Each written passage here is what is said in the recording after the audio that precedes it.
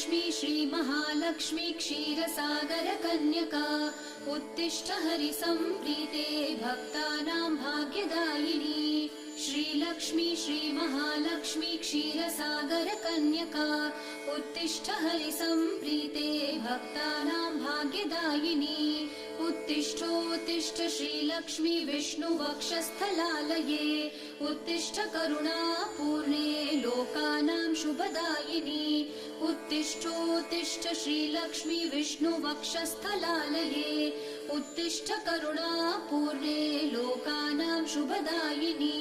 श्रीपद्ममध्यवसिते वरपद्मनेत्रे श्रीपद्महस्तचिरपूजितपद्मपादे श्रीपद्मजातजननी शुभपद्मवक्त्रे श्रीलक्ष्मी भक्तवरदे तव सुप्रभातम्।